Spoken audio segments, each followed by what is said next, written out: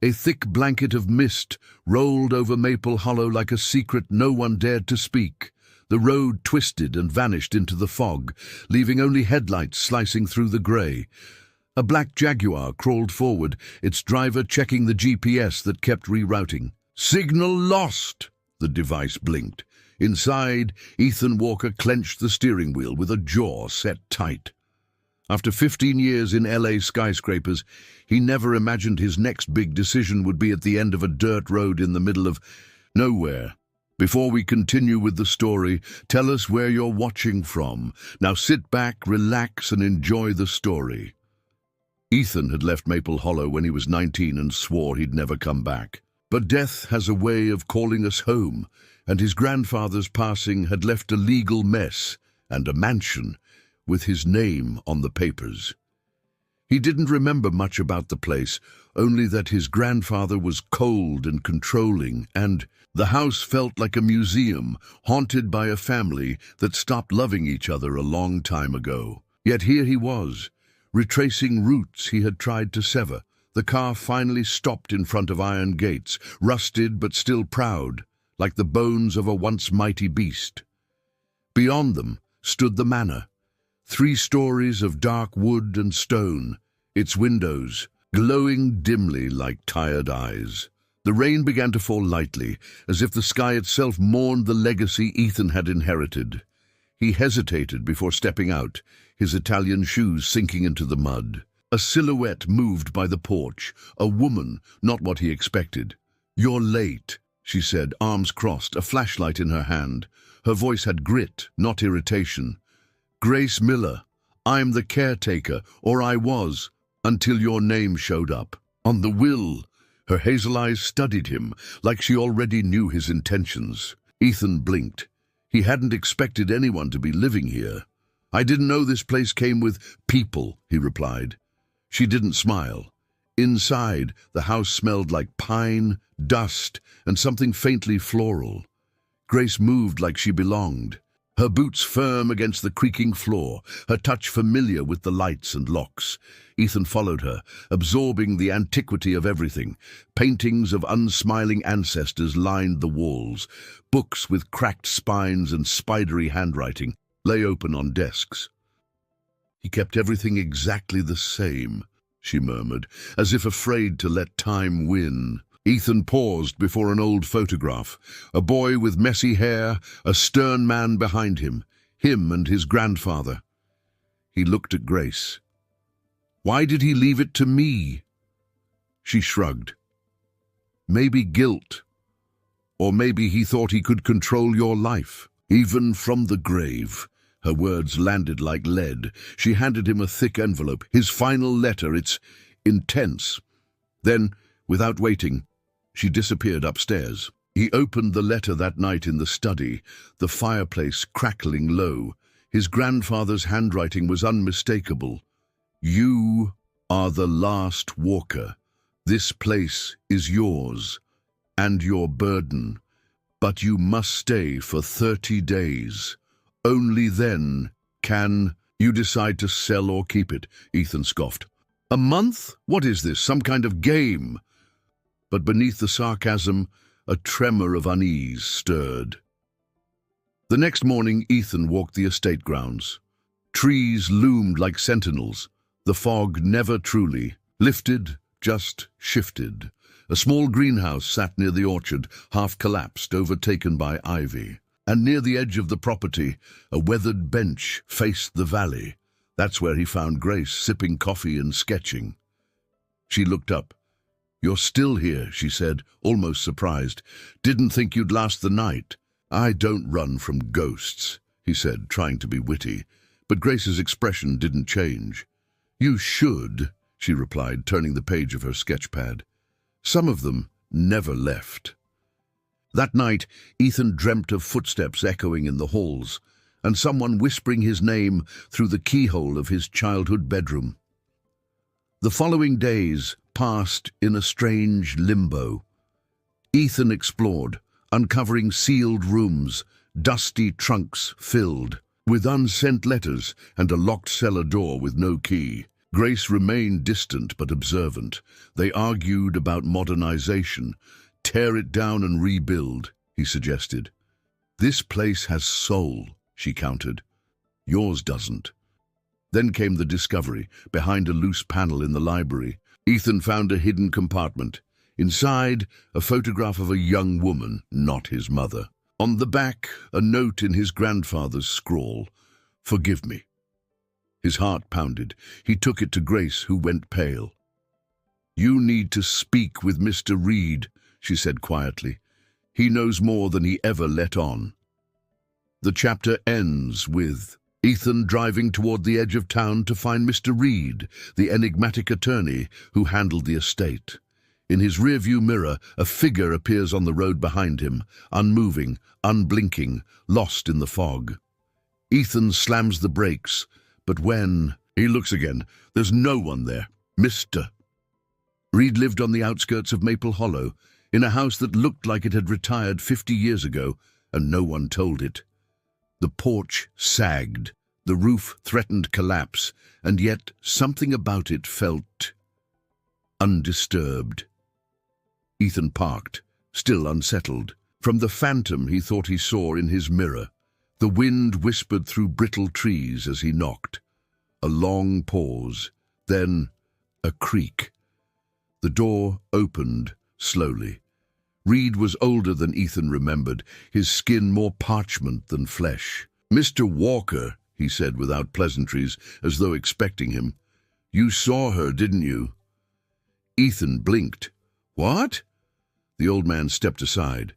"Come in, before the fog thickens again." Inside, the scent of pipe smoke mingled with decaying books and menthol.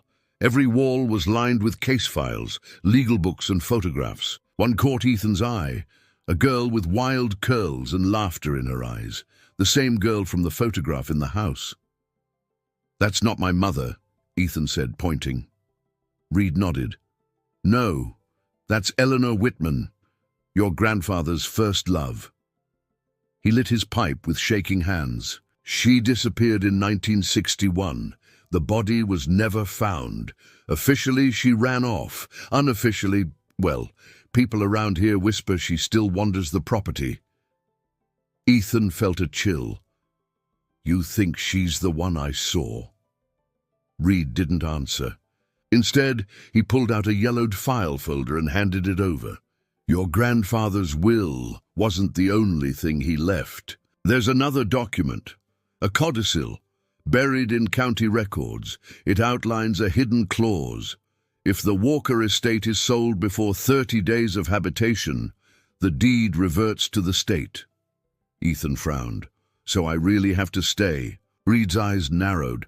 "It's not just about time, Mr. Walker. It's about intention. Your grandfather was many things, cruel, distant, but he believed in legacy." Back at the estate, Grace was waiting. "So," she said, as Ethan stepped out of his car, "how'd the crypt keeper treat you?" Ethan didn't answer right away. "Did you know about Eleanor?" Her smile faded. "Everyone here knows about Eleanor. She was my grandmother's best friend. They used to sneak out and smoke by the creek, dream about New York. Then she vanished." Grace looked out toward the orchard. People say the house didn't forgive her for wanting to leave. That night, Ethan pored over the codicil. Every line reeked of control. The estate couldn't be sold, subdivided, or developed. The land had to be preserved as is. But why? There was nothing here but decay and secrets, so many secrets. He found himself standing in the hallway where the air felt colder. He pressed his palm to the wallpaper. "What did you do, old man?" he muttered. The next day brought the first storm of autumn. Sheets of rain slammed the windows. Grace was in the library organizing books, her hair pulled up in a messy knot. Ethan stood in the doorway. "Tell me what you're not saying." She looked up. "Excuse me?" "You've been dodging me since I got here, acting like this place is yours to protect. What's really going on, Grace?" She exhaled slowly. "Because I grew up here too. My mother worked for the Walkers. I played in these halls, read every book in that room, listened to your grandfather." curse your name every time he passed your old bedroom. He hated you for leaving. And I stayed, for reasons I still don't fully understand. She placed a dusty volume back on the shelf.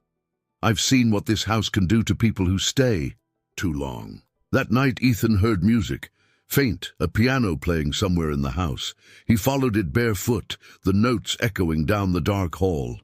The keys stopped the moment he touched the parlor door. Inside, the room was empty, but the piano lid was open, and a single key was still depressed. At breakfast, Grace made no mention of it. Instead, she handed him a manila envelope. Found these in the attic, letters, all addressed to someone named E, never mailed. Ethan opened one. It was from his grandfather. Eleanor, I still hear you in the orchard. I see you in the mirrors. I would give anything to undo that night. His breath caught. He blamed himself. Grace nodded. It wasn't just a disappearance. It was a cover-up. Everyone knew. No one spoke. Ethan stood. We have to find out what really happened. Grace looked at him, finally seeing something shift in his eyes. Then be ready. The house keeps its secrets close.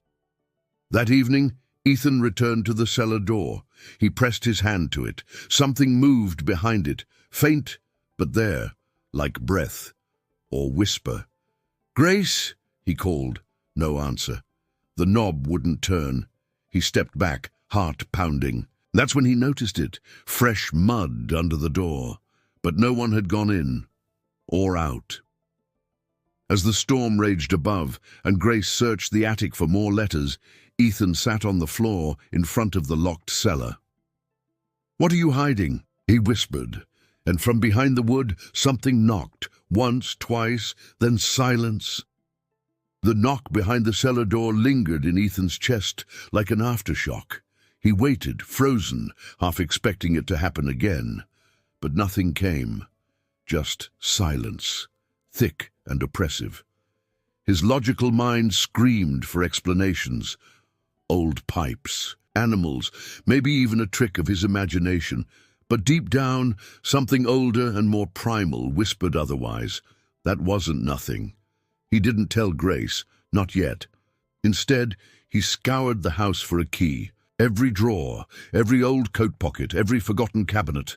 Nothing. The cellar remained locked, and its silence began to feel more intentional. He spent the next morning pacing the corridor outside it like a sentry. Grace found him with a mug of coffee in hand. You look like you lost a fight with sleep. I think something's down there, Ethan muttered, or someone. She didn't laugh. Instead, she sat beside him on the floor. That cellar hasn't been opened since I was a kid. Your grandfather sealed it after she disappeared. No one ever dared force it open. Ethan looked at her. And you never asked why? Grace stared straight ahead. We ask. We just don't expect answers anymore. Later that day, they walked the overgrown path behind the greenhouse.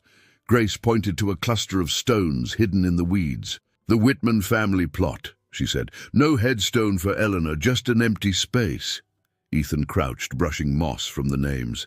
This whole place feels like it's waiting, he murmured, like it's paused mid-breath. Grace knelt beside him. Some wounds never close. Back at the manor, Grace received a call that made her grip the phone too tight. When she hung up, her jaw was set. A man from Ravencorp wants to meet with you, she said. Said he heard about the inheritance. Ethan raised an eyebrow. Ravencorp? Sounds like a Bond villain's shell company. Grace didn't smile. They buy historic properties, flip them, or burn them down for tax reasons.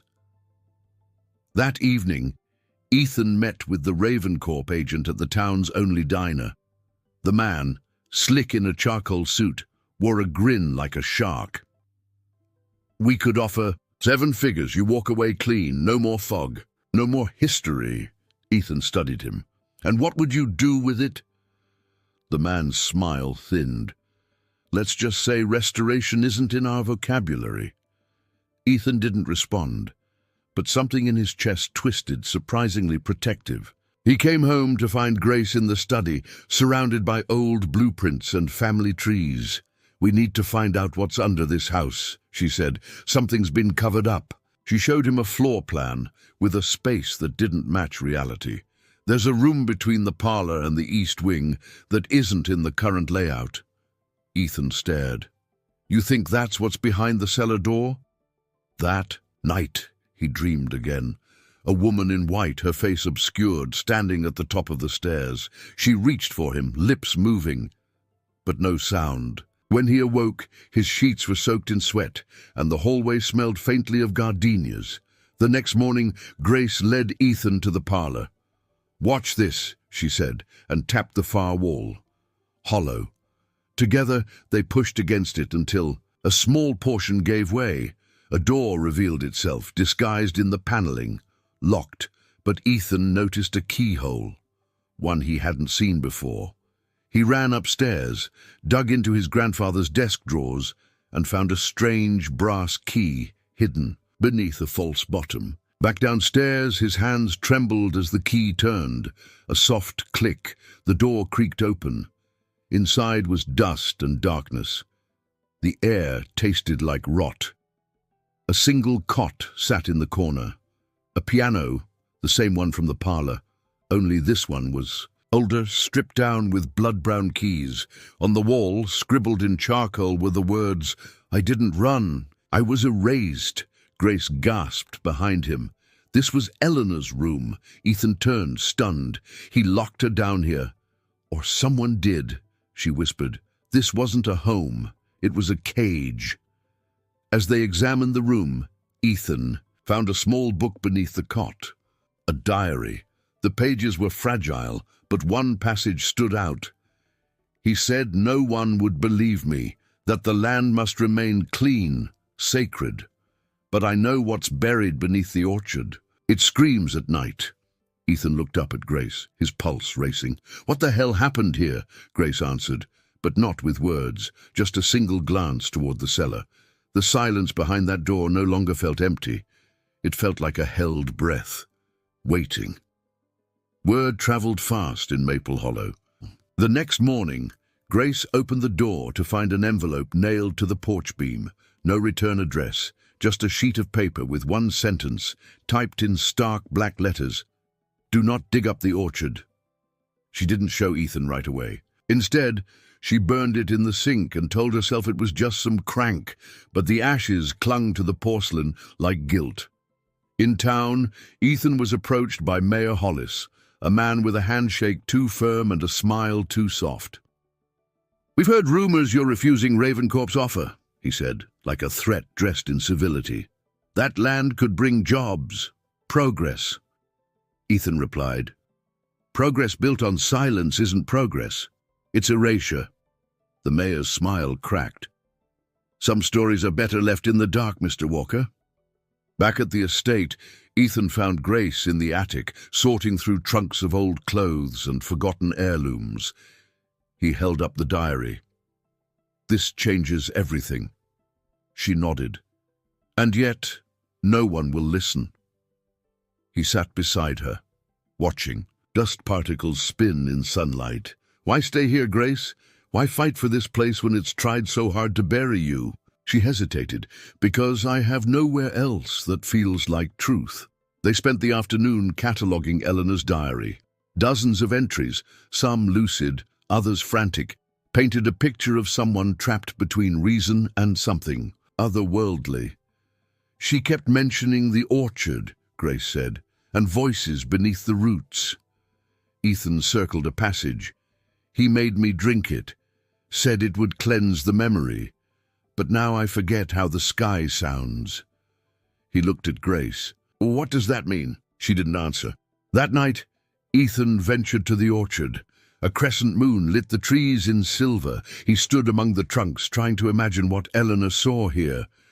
A branch cracked behind him. He spun. Nothing. But then he noticed it. A small mound of Disturbed earth near the oldest tree. No animals could have done that, not cleanly. He dropped to one knee and began to dig. His fingers hit something solid. A box. He pulled it free, wood, rotted, tied with wire. He opened it slowly. Inside, photographs, dozens.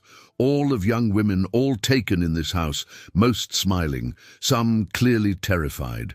At the bottom, a final photo, a woman bound to the piano, her face blurred.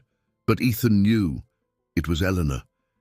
He brought the box to Grace, who went still as stone. "He documented everything," she whispered. "Who was your grandfather?" Ethan's face was pale. "We need to talk to someone who knew him before the manor, before he became whatever this was." Grace nodded slowly. "There is someone, but she won't speak easily. She was my great-aunt, lives out past the quarry. People say she's half blind, half witch." They drove the next day in silence. The roads narrowed into gravel, and then into nothing at all. The cabin appeared like a wound in the forest, small, dark, shrouded in branches. Grace knocked. No answer. She tried again. This time a voice rasped from inside. "If you've opened the box, it's already started." The door creaked, open, revealing a tiny woman with steel hair and eyes like glass. "Call me Elsie," she said. Her fingers brushed Ethan's face. Walker blood, thick with sin. She turned to Grace. "And yours? Bound to this place like roots to stone." They stepped inside.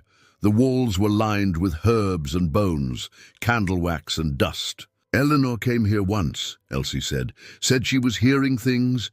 Said the house whispered when no one else could hear, but it wasn't madness. It was memory." She lit a bundle of sage, the smoke curling like tendrils. "Your grandfather found something under the orchard," she continued. "Something older than the town. Said it gave him visions, strength, control, but it cost him his soul." Grace asked the question Ethan couldn't. "What was it?" Elsie's voice dropped to a whisper. "A relic, not of this earth, buried centuries ago by the first settlers who realized too late what they'd disturbed. They called it the Rootstone, and those who touched it never came back whole." Ethan stood, the room spinning slightly. "We have to find it. Dig it up." Elsie's voice turned sharp. "You find it, you awaken it. You think the cellar's locked to keep something out? No, child, it's locked to keep something in." Silence settled like frost. Then Elsie whispered one final warning. "If the land starts to remember, so will you." As they drove back, Ethan stared at his hands on the wheel, wondering what memory his blood might be hiding, and why the wind kept whispering his name through the trees. The wind wouldn't stop whispering. Ethan stood at the window of the manor that night, watching the orchard sway under moonlight. Each tree shifted, like a figure in a slow dance. Grace had gone to bed hours ago, exhausted from the visit to Elsie. But Ethan couldn't sleep. His skin buzzed with memory, or the suggestion of one, something about that name. Rootstone. It felt like it had been there his whole life, under his skin. He returned to the box he had found, now hidden in a drawer beneath the piano. He flipped through the photographs again. One image caught his eye, a figure half-turned in a mirror behind Eleanor, a man dressed in black, his face obscured. He hadn't seen it before. It made his breath hitch. His fingers trembled. The photos. Back had one word: witness. The next morning brought a rare patch of sunlight. Grace joined Ethan on the porch, 2 coffees in hand. "You look like hell," she said softly. "Didn't sleep, couldn't." He hesitated. "Do you believe her? About the Rootstone?" Grace didn't flinch. "Yes." Ethan studied her. "You knew something was wrong here before I arrived." She nodded. "I felt it my whole life, but I never had proof, until you came." Their conversation was cut short by a loud knock. Sheriff Dalton stood at the door, his hat tucked under one arm. "Mind if I come in?" Ethan frowned. What's this about? Dalton stepped inside, eyes scanning the manor. We got a tip. Someone's been digging illegally out by the orchard. That's protected land, Mr. Walker. Ethan exchanged a glance with Grace. I didn't know that. Dalton narrowed his eyes. Well, someone does, and they don't want that soil disturbed. Once the sheriff left, Grace pulled Ethan aside. We're not the only ones looking now. He nodded. Then we moved fast. They spent the day tracing the orchard's edges, comparing Eleanor's diary entries with old maps. She mentioned 3 pines in a triangle, Grace said. A marker. It took hours, but they found it. The trees forming a perfect triangle. In the north corner of the property, beneath them the earth felt wrong, humming. They returned at night with shovels. The moon hung low like it was watching. Inch by inch the soil loosened. Then Ethan's shovel struck something hard, not stone, metal. They uncovered a circular lid, etched with symbols neither of them recognized. A latch sat in the center, rusted but intact. Help me lift it, Ethan whispered. Together they pried the lid open. A rush of cold air hit their faces. A narrow shaft descended into darkness, lined with rotted steps. I'll go first, Ethan said. Grace caught his arm. We don't know what's down there. We didn't know about this house either, he replied. Then he climbed. The space below was small, maybe 10 feet across. It looked like a vault or a tomb. In the center sat a stone altar, cracked and pulsing faintly with a dull red light. Ethan reached out, hypnotized, but before his fingers touched it, something flashed in his mind. An image, a boy, himself, in this room, crying, and a voice saying, "Drink and forget." He stumbled back. Grace descended quickly, catching him. What happened? He looked at her, pale. I've been here before. That's impossible, she whispered, but he shook his head. This isn't my first time in this room. My grandfather brought me here when I was a kid. Back in the manor, Ethan sat in the hallway outside the cellar. That's why. He hated me, he muttered. I saw too much, and then he made me forget. Grace knelt beside him. We have to go to the cellar. He nodded slowly. No more secrets. Together, they broke the cellar lock. The stairs moaned under their weight. At the bottom was a small stone room lined with shelves, jars, old bones, symbols painted in blood-red dye. But in the corner sat a chest, familiar. Ethan opened it. Inside were keepsakes, a child's drawing, a lock of hair, and a small music box. He turned the key. It played a haunting lullaby, one Ethan remembered. My mother used to hum that, he whispered. I thought she made it up. Grace looked at him. Your mother didn't die in a car crash, did she? No, he said. She vanished, just like Eleanor. The revelation hit like thunder. Grace took his hand. Ethan, I think your grandfather didn't just try to erase Eleanor. He tried to erase everyone who got too close to the rootstone. Ethan looked at her, haunted. Then we're next. And upstairs, unnoticed by either of them, the piano lid closed with a soft, deliberate click on its own. Rain returned to Maple Hollow like a slow warning. The clouds curled over the valley and thunder spoke in low, guttural tones. Ethan sat at the grand piano in the parlor, staring at the keys like they might answer him. He hadn't told Grace yet, but he was hearing the melody in his dreams. Always the same sequence, always ending in a note that never fully played. A song with a missing truth. Grace entered, holding 2 cups of tea. Her eyes were dark with sleeplessness.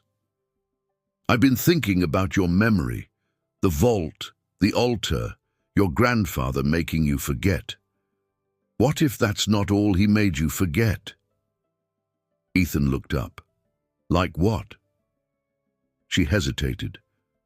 What if you didn't just see something? What if you did something? The question lodged in Ethan's chest like a shard of ice.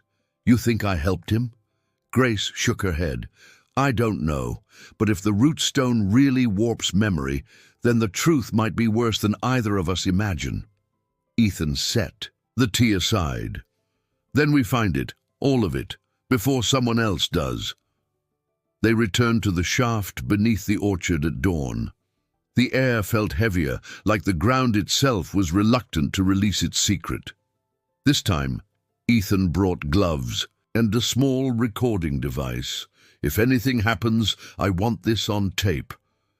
Grace descended with him, lantern in hand.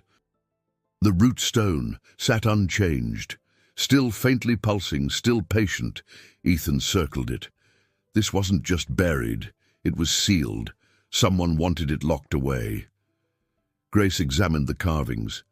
These look older than English, maybe even pre-colonial. She reached into her bag, pulling out a sketchbook. I traced the symbols last night. We might be able to match them. Ethan wasn't listening. His hand hovered over the stone again, and the air crackled with static. He touched it. Images rushed him, too fast, too bright. A ritual. His grandfather chanting, Ethan, 8 years old, wide-eyed and terrified. A woman screaming in the orchard. Then silence. When he jerked back, his nose was bleeding. Grace knelt beside him. What did you see? He looked at her, pale. My mother. She tried to stop him. He wiped the blood away.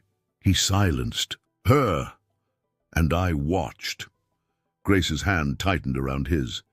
He didn't just try to erase Eleanor. He erased your entire family line, one by one. Back at the manor, the sheriff returned. But this time, he wasn't alone. 2 men in black. Suits flanked him, not police, not local. We've had reports of trespassing, Dalton said, but Ethan could see something else in his eyes. Fear. As if he already knew who those men were and didn't dare defy them. The men asked questions about the land, about the manor, about access. Grace lied smoothly. Ethan played dumb. But the moment they left, she turned to him. That wasn't law enforcement, that was corporate. Ravencorp must have found out about the vault. Ethan nodded grimly. Then we have no time left. That night, Ethan heard the music again. But this time not in his dreams. It was real, coming from the attic. He followed it slowly, one step at a time, the notes bending with every creak of the floor. The attic door was ajar. Inside, nothing moved, but the music box was open, even though he'd locked it in the cellar. He picked it up. Beneath the gears, something rattled. He pried it open further and found a key. Old, iron, and strangely warm. He showed it to Grace. She stared. That's not from this house. That's older. That's from the founding chapel. Ethan frowned. There's a chapel. Grace nodded slowly. At the northern edge of the forest. Abandoned. Since the fire in 1904. At sunrise, they trekked to the edge of town. The chapel stood like a broken tooth in the forest's jaw. Scorched timbers, rotting pews, and ash still thick in the corners. This place was never rebuilt, Grace whispered. They said it was cursed. No one came back. Ethan moved toward the pulpit. The key in his hand began to pulse. Behind the altar they found a trapdoor. It opened with a groan, revealing a narrow tunnel, black as coal. They exchanged a look. Then Ethan nodded. We go together. Grace didn't flinch. Always. As they stepped into the dark, the chapel groaned, and in the manor miles away, the grand piano struck a single note. By itself, the tunnel beneath the chapel breathed cold air, old as bones.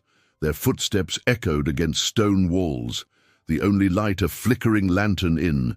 Grace's hand. Ethan followed close behind, heart pounding against his ribs like it wanted out.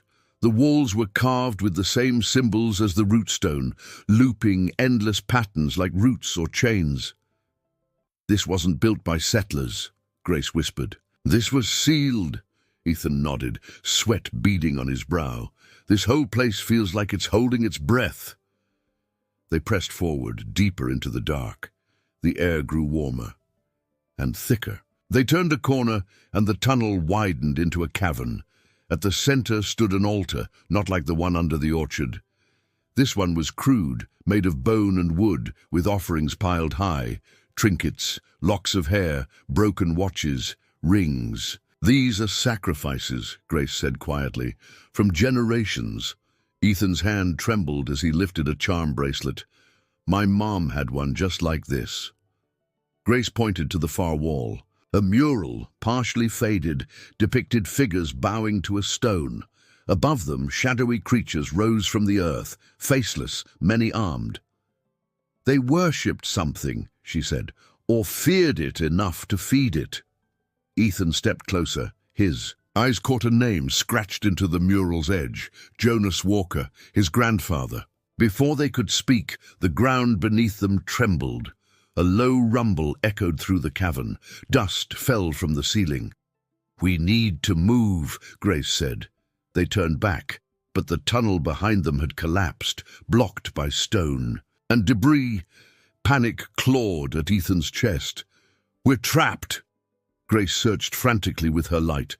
"There's another way. There has to be." She found a narrow gap behind the mural, just wide enough to squeeze through. Ethan hesitated. "You sure?" "No," she said, "but I'm not dying in a tomb." They slid through the gap into another tunnel, narrower, older, wet with condensation. On the other side, they emerged into a chamber lined with mirrors. Cracked, fogged, smeared with fingerprints, dozens of them. Some tall, some broken, some shaped like windows. Grace spun slowly. "What is this?" Ethan's reflection didn't move with him. It stared straight ahead, eyes too black, mouth slightly open. He gasped and turned, but nothing stood behind him. Grace noticed the same. "These aren't mirrors. They're watching."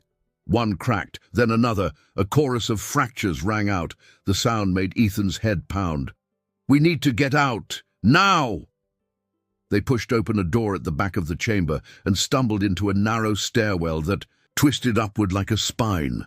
They climbed, breath ragged, legs burning. At the top, another iron door. The key fit. It clicked and opened into sunlight. Fresh air hit them like salvation. They stumbled out into the ruins behind the orchard, wild with overgrowth. We were beneath the house, Ethan realized, all this time.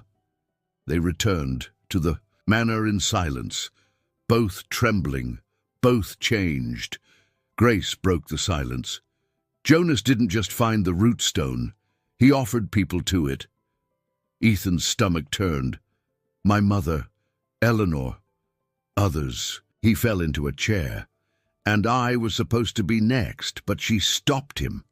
Grace sat across from him. "Ethan, what if it's not over?" He looked up, hollow-eyed. "It's not." He opened his phone, scrolling through the audio file he'd recorded in the vault. He hit play. The recording began normal. Ethan's voice, faint breathing, Grace's quiet comments, then static, followed by a third voice. "Return what you took, or we will take you." The voice was inhuman, low, not from the room. Grace's skin went cold. That wasn't either of us. Ethan stared at the phone. "They're still here, and they know we're listening." At that exact moment, all the lights in the manor blew out. Everyone. And in the silence that followed, the grand piano downstairs began to play itself again, slowly, deliberately, as if the house had been waiting for the curtain to rise. The piano played 3 notes, then stopped. Ethan and Grace froze. The sound hung in the air like a question they didn't know how to answer. Then the silence returned, deeper than before. He grabbed a flashlight, its beam flickering as if resisting the darkness. "Stay here," he told Grace. "No," she replied. "We go together." They moved cautiously down the stairs. The parlor was empty, but the piano lid was open. Keys gleamed under the weak light. Ethan approached slowly and reached out. One key was still warm. Grace ran her hand over the bench. Someone sat here minutes ago. Ethan opened the bench. Inside was a slip of parchment, browned with age. It read, "You broke the seal. Now we remember too." The temperature dropped. A low creak echoed from above. They turned toward the staircase, but no one was there. Grace clutched Ethan's sleeve. "The house is waking up." "Or something inside it," Ethan whispered. "Maybe it always was." They checked every room, every hallway. Nothing. Until they reached the study. The fireplace roared to life on its own. Flames burst without fuel, casting long shadows across the walls. On the mantel sat a photograph that hadn't been there before. Ethan picked it up. His grandfather, younger, standing next to a woman, and not Eleanor, a red-haired woman, familiar. "That's my mother," Ethan whispered. He turned the photo over. First offering. "The boy survives." Grace covered her mouth. "She gave herself to protect you." The pieces fell into place. Ethan staggered back, chest heaving. "I've been alive all these years because someone else wasn't." Grace steadied him. "That's why the house let you in. That's why it didn't fight you. You belong to it." He looked at her, haunted. "Then how do I break it?" The answer came the next day. Elsie returned. She stood on the porch without knocking. "I felt it," she said. "You opened it too far. The seals were there for a reason." Grace let her in. "How do we close it?" Elsie pulled a pouch from her coat. "You can't, but you can contain it. If the land forgets again, the hunger will sleep." Ethan stepped forward. "What do we have to do?" Elsie stared into him. "One of you must offer memory, pure memory, an unfiltered truth that the house can feed on. It's the only thing it craves more than blood." Grace turned to Ethan. "You still don't remember what happened the night your mother vanished." That night they prepared the parlor. A circle of salt, the music box on the piano, the rootstone shard Grace had pried from the vault, and a recording device again. "This time," Ethan said, "we face it." As midnight struck, the house groaned. Wind howled through locked windows. The walls pulsed with something alive. Ethan sat at the piano and turned the music box key. It played softly, and as it did, memories flooded back. His mother screaming, Jonas shouting, a shadow passing through a wall. A voice whispering, "This is the price. He lives, you don't." He cried out. The room went dark. When light returned, he was lying on the floor, Grace kneeling beside him. "What did you see?" He sat up slowly. "I remember everything." He pulled the music box closer and opened its false bottom. Inside was a second shard of the rootstone, still pulsing, still alive. "There's more than one," Grace whispered. "It's not a single artifact, it's a network." Then the piano played again, but this time not from the parlor, from the attic. They climbed in silence. The air got colder with each step. The attic door was open. In the corner stood a child, no more than 10, pale skin, black eyes, the same boy from Ethan's dreams. His voice was quiet. "You broke the seals. Now we all remember, and you must choose." Ethan stepped forward. "Who are you?" The boy tilted his head. "I'm what he made you forget." Behind him, mirrors began to glow, dozens of them, each reflecting a version of Ethan at a different age, some smiling, some screaming, some fading. Grace whispered, "Ethan, I think this is the part of you that never left." And for the first time, Ethan was afraid of himself. The attic was a cathedral of ghosts. The mirrors hummed softly, their surfaces warping like ripples in water.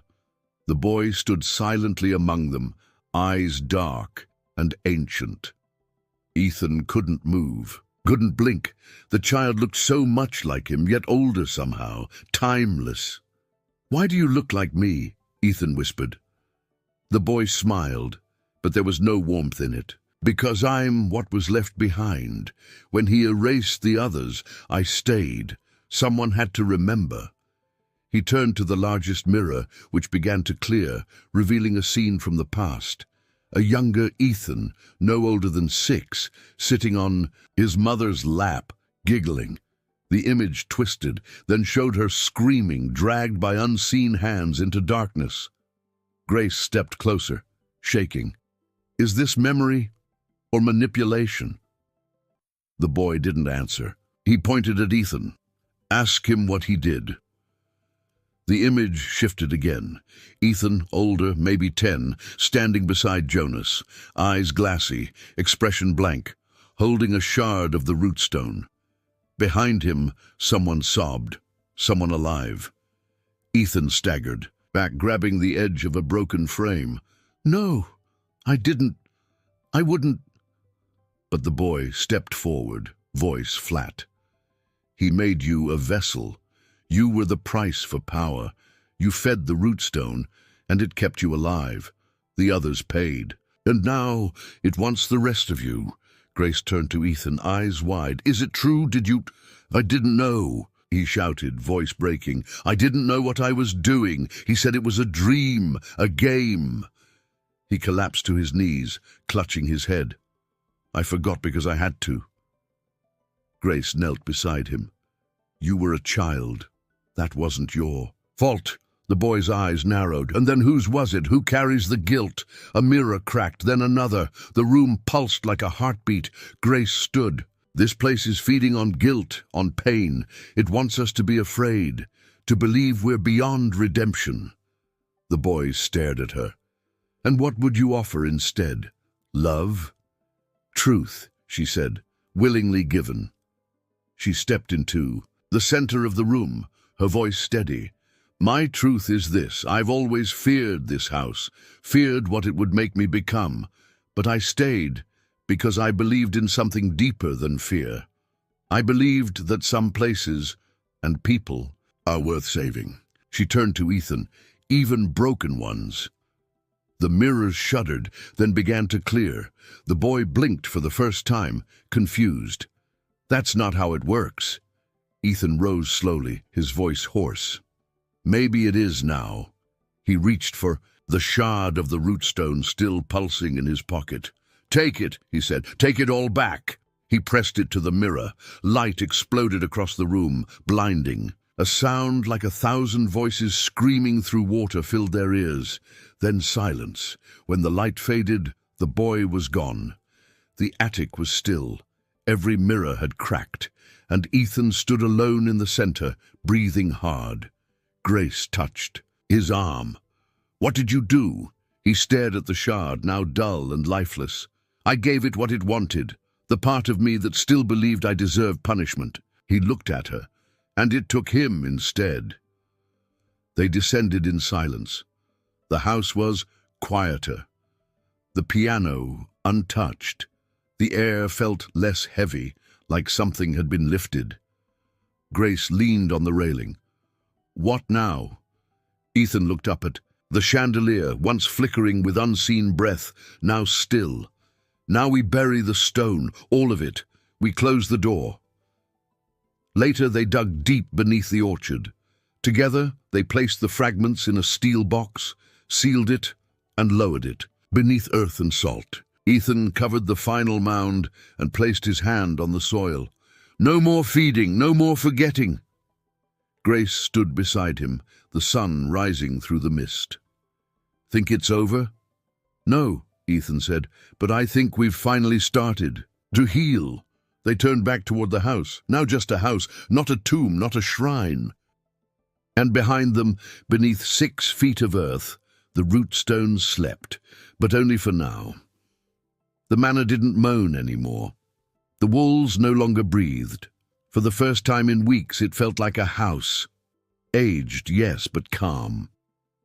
Ethan stood at the kitchen, window, coffee in hand, watching fog rise off the orchard. Grace entered barefoot, her sweater draped carelessly, a braid trailing over her shoulder. Sleep? She asked. Ethan shook his head, but he was smiling. Didn't need to. I dreamed. That hasn't happened in years. They spent the morning patching what was left of the broken cellar door, clearing mirrors from the attic, burning old photographs they no longer wanted to carry.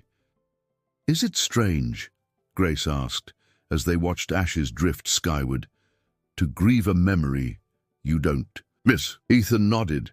It's like burying ghosts you never invited.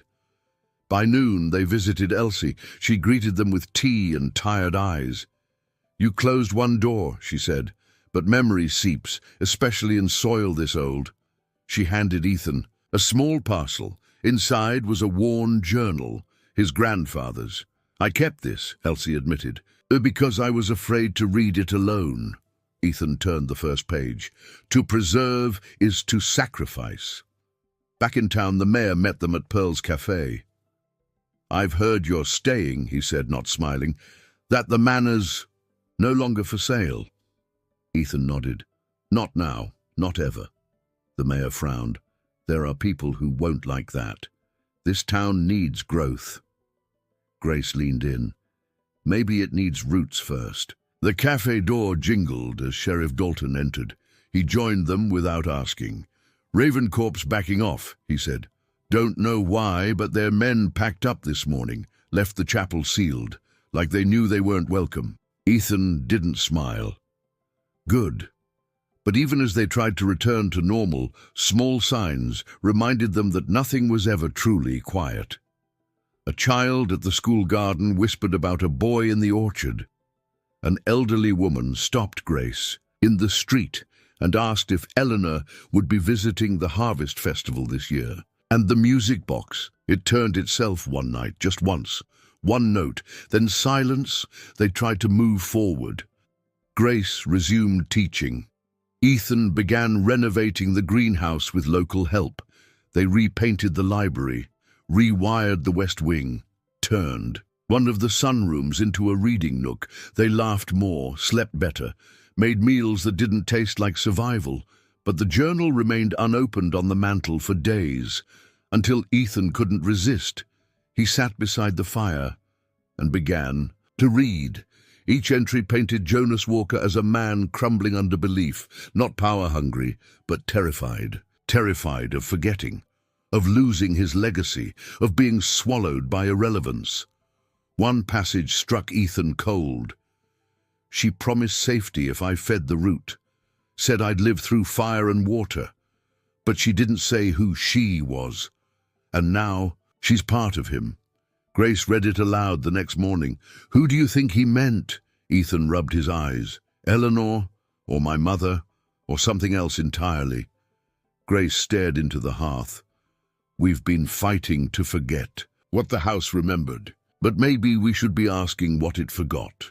That evening, a letter arrived. No return address, just a wax seal, a stylized root in a circle, inside an invitation.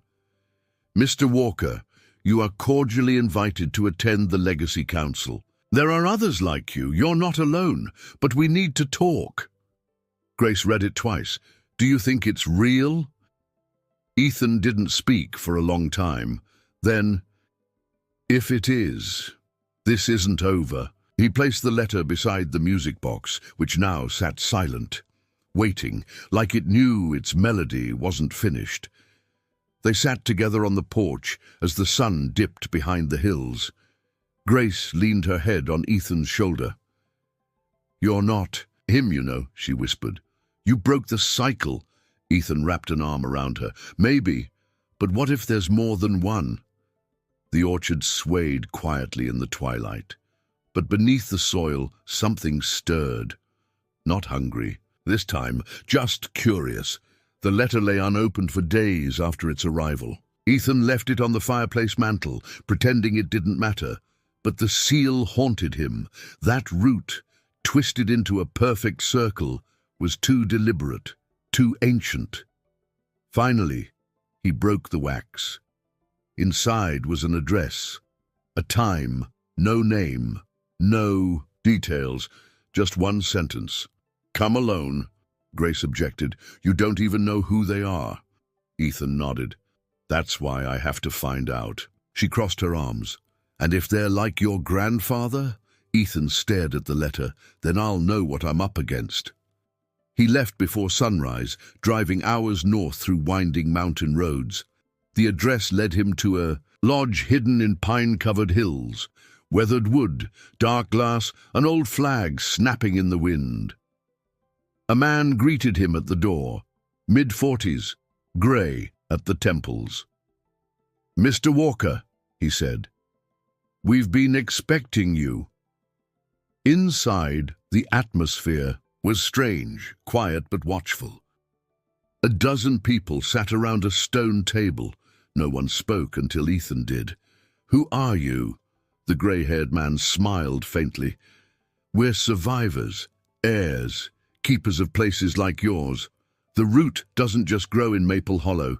It spans continents." Ethan's stomach turned. "You mean the rootstone?" The man nodded. "That's one name. In Spain they call it La Raíz. In Japan, Kikonishi. Every culture has a story of something beneath, something forgotten."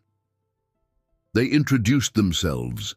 A woman from Argentina, a man from Wales, a blind priest from Nigeria.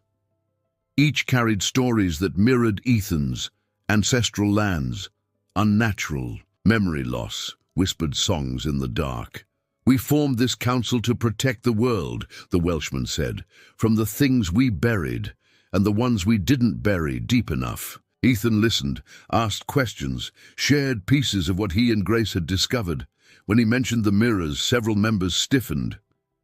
"You saw the reflections?" the priest asked. "That's not common. That means you were chosen."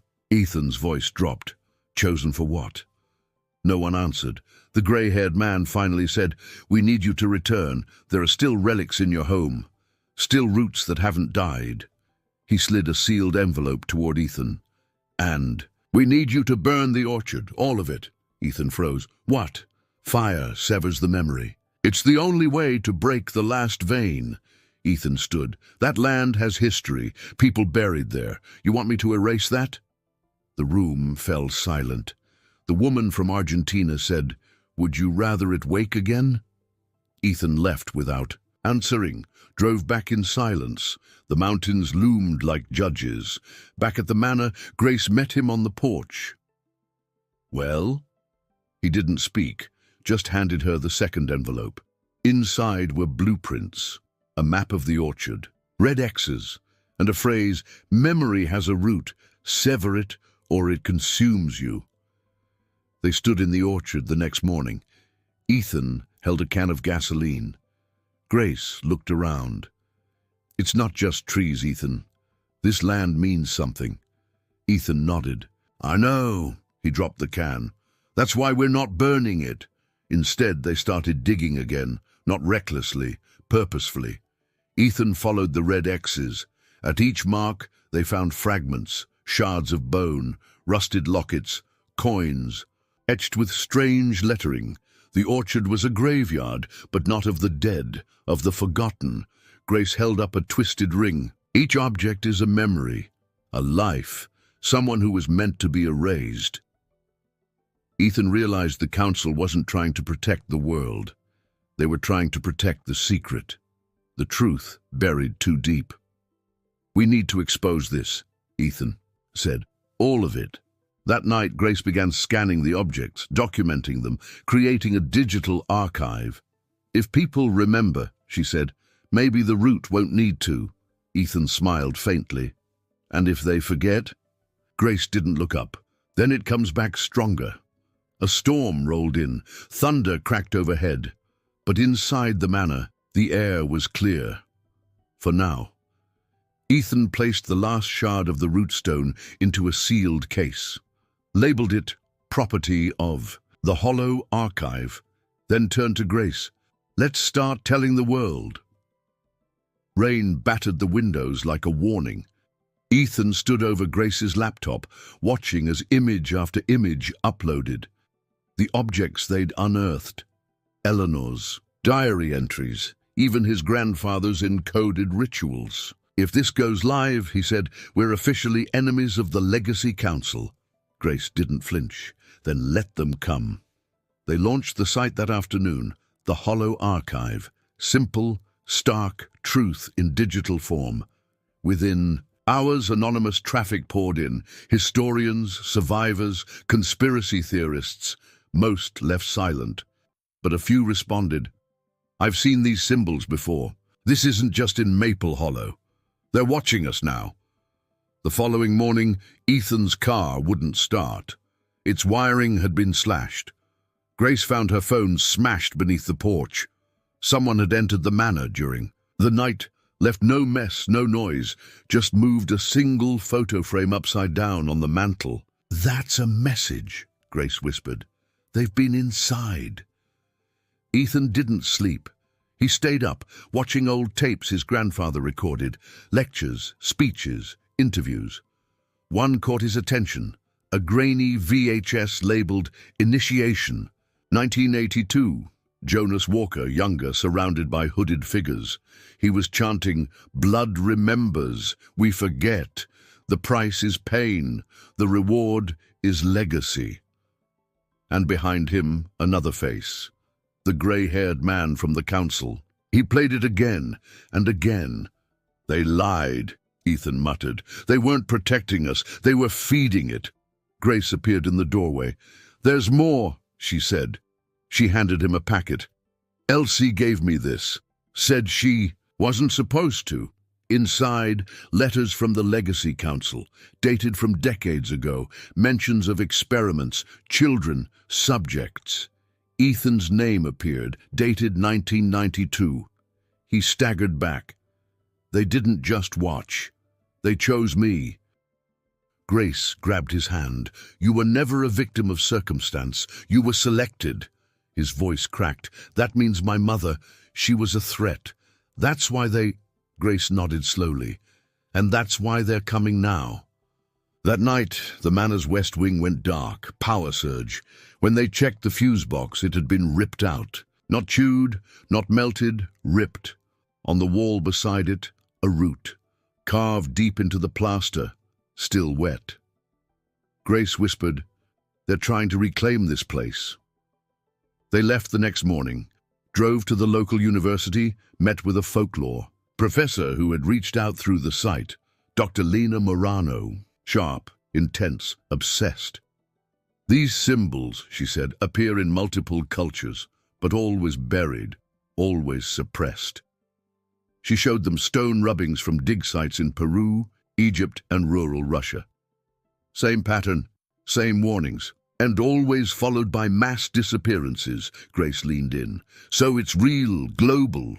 Dr. Morano nodded, "And growing. That archive of yours? It's a threat, which means you are." She handed them burner phones. "If they come for you, and they will vanish." Back at the manor, Ethan and Grace began copying files to multiple locations, hard drives, flash drives, physical documents hidden in air vents and floorboards. "Even if they destroy the house," Grace said, "the truth survives." Ethan didn't respond. He was staring out the window. The orchard was glowing, not visibly, not with light, but with presence. A low hum filled the air, a vibration. Grace stepped beside him. "It's trying to regrow." Ethan nodded. "Because we remembered." She touched his shoulder. "Then we make sure no one forgets again." That night, Ethan uploaded one final video, just him, in the study. He stared into the camera. "My name is Ethan Walker. I inherited Maple Hollow, but I didn't inherit peace. I inherited silence. And silence is not safety. The house remembered what the world chose to forget. Now we all must choose, bury it again, or finally face what's underneath." The video went viral in 12 hours, picked up by forums, podcasts, even a few media outlets. But with attention came consequence. The next morning, the manor's front door was wide open. Inside, nothing had been stolen except the rootstone case, and on the piano a final note had been left, carved into the wood. Memory cannot be locked away forever. The piano note echoed long after the sound had faded. Grace ran her fingers along the carved message, shallow but deliberate. "They wanted us to know," she whispered, "that they were here, that they're still in control." Ethan stood by the doorway, the empty rootstone case in hand. "Then we take that control back." They contacted Dr. Morano, who had gone dark since their last meeting. Her email bounced, her number rang, and then disconnected.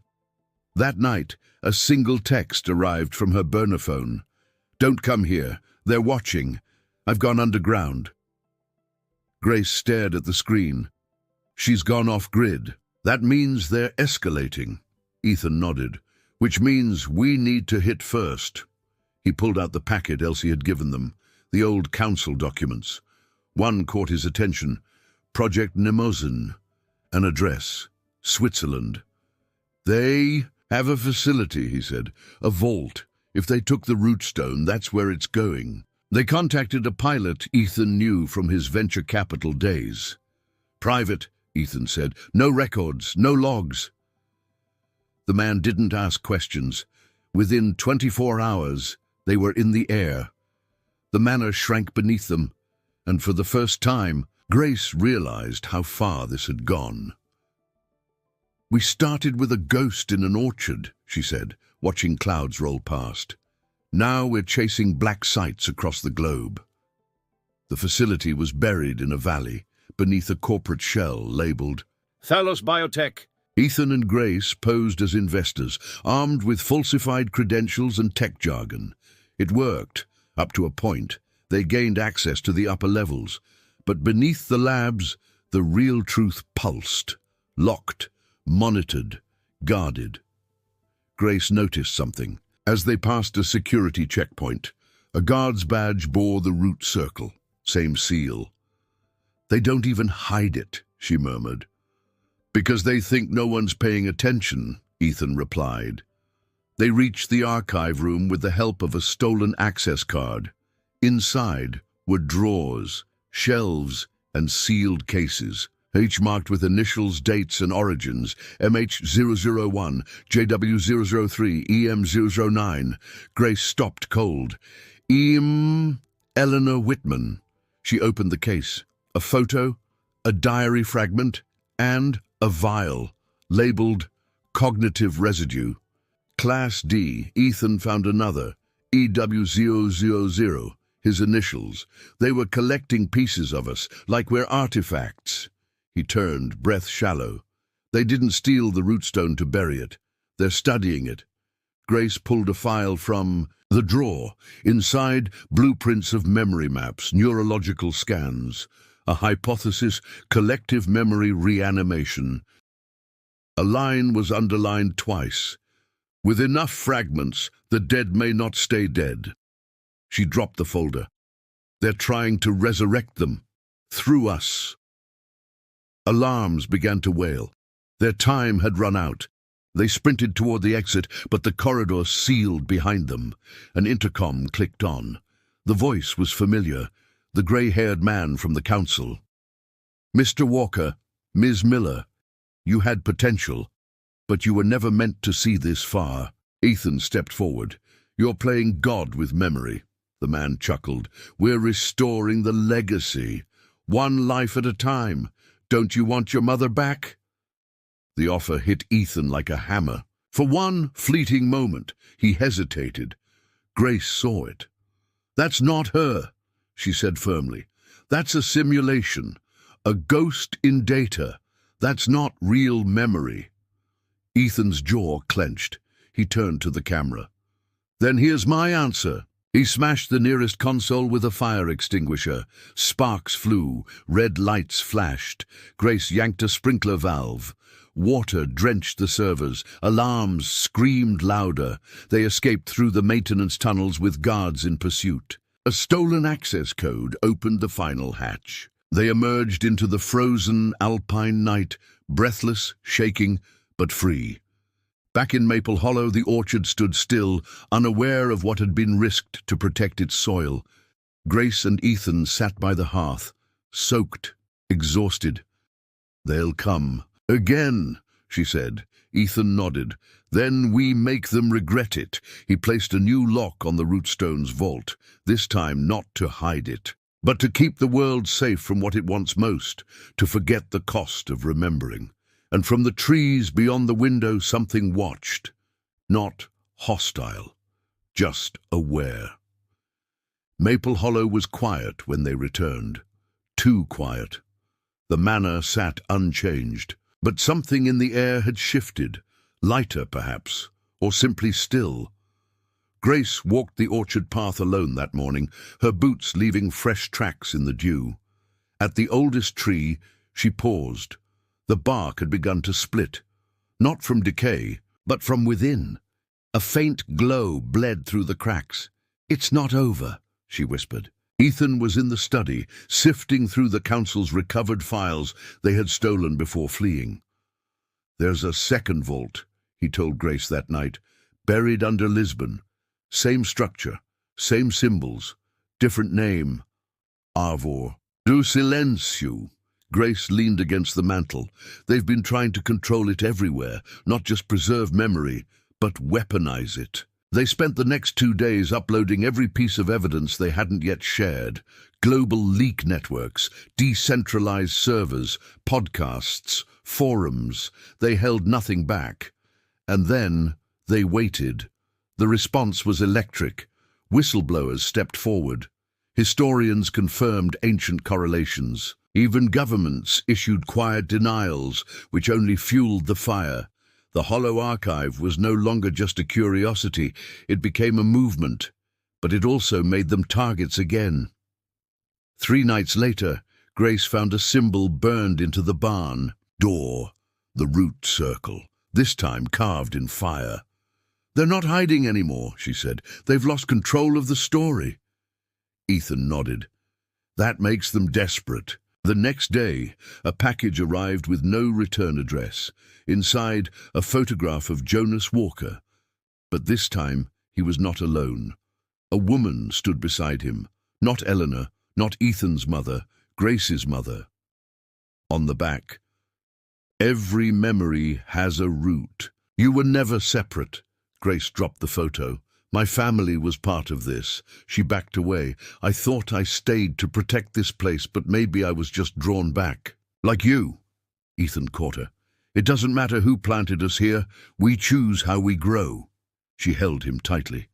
"Then let's burn the last root together."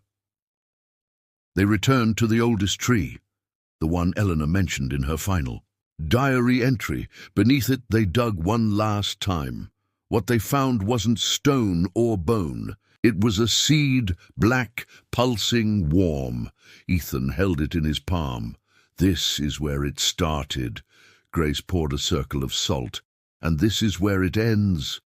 Together they doused it in oil, lit the match. The seed hissed, trembled, then cracked in two. From it light surged. Not blinding, not violent, just a memory projected in air. Eleanor, laughing, spinning in the orchard, young, free, then gone. The fire went out, the air fell still, and the glow inside the oldest tree vanished. Ethan and Grace sat under the starlight that night. No wind, no whispers, just silence, honest silence. "We didn't win," Grace said. "No," Ethan replied, "but we didn't lose either." A week later, a journalist contacted them. "Is it true?" she asked. "Is the root real?" Ethan looked into the lens of her camera. "It was. Maybe still is, but that's not the point." He paused. "The point is this. We can't bury what we're afraid to remember. The world deserves its ghosts, so it can learn to stop making them." Ndani, as the interview aired, across the globe, people began to ask questions they'd long ignored. Stories resurfaced, forgotten places were rediscovered, and in quiet towns like Maple Hollow, trees no longer whispered. The days turned slow after the fire. No more whispers, no figures in the orchard, no unexplained knocks in the night. Ethan began waking early, not out of fear, but rhythm. He'd walk the grounds, coffee in hand, greeting the land like an old friend, now finally at peace. The manor, though scarred, stood taller somehow, as if it too had exhaled. Grace resumed classes at the school, but her history lessons had changed. Now she spoke of oral legacies, of forgotten women, of sacred landscapes that held more than agriculture. The students listened differently. They asked better questions. The hollow archive continued to grow. Volunteers across the world began submitting relics, theories, lost memories. It became less of a website and more of a digital shrine, a reminder that forgetting should never come easy. Ethan moderated it from the study, often reading aloud submissions to Grace over tea. Some were heartbreaking, others oddly funny. All of them mattered. One morning a letter arrived, no name. Just a pressed flower inside, the same kind Eleanor wore in her hair in one of the surviving photographs. The note read, "She was my sister. I thought she was gone. Thank you for proving she wasn't." Grace framed the letter and placed it in the hallway beside Eleanor's final drawing, a sketch of the manor, unburdened by shadow. A few months later, Elsie passed quietly in her sleep. Ethan and Grace attended her funeral beneath the pines. It was small as she wanted.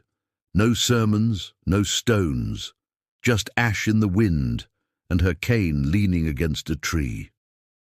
On the walk back, Grace whispered, "She was the last root from that generation." Ethan nodded. "And we were the first to choose something else." Autumn came. The orchard bloomed late that year, defiant and golden. People began visiting Maple Hollow, not as tourists but seekers, to walk among the trees, to ask questions, to breathe. A preservation trust formed. Grace was asked to chair it. She declined. "Let the land chair itself," she said with a smile. Ethan wrote again, not about the council, not about the root, but about his mother, about a woman who gave everything so her son could forget and eventually remember, with dignity. His book was short but honest. The dedication read, "To the ones who were erased, and to the ones who refused to let that be the end." On the anniversary of the first night he returned to Maple Hollow, Ethan stood beneath the oldest tree. No glow, no hum, just bark, just leaves. He placed a stone at its base, not to mark a grave, but a beginning. Grace joined him. No words were needed. As the sun dipped, casting gold across the fields, the house behind them no longer felt like a cage of history. It was a home, and somewhere, far from roots and relics, the last ember of the rootstone cooled into dust, carried by wind, scattered into soil. Not forgotten, but finally forgiven. If you've made it this far, let us know what you thought about the story. Rate it from 1 to 10 in the comments. We'd love to hear your thoughts. And if you're not subscribed yet, don't forget to subscribe to catch all our upcoming stories.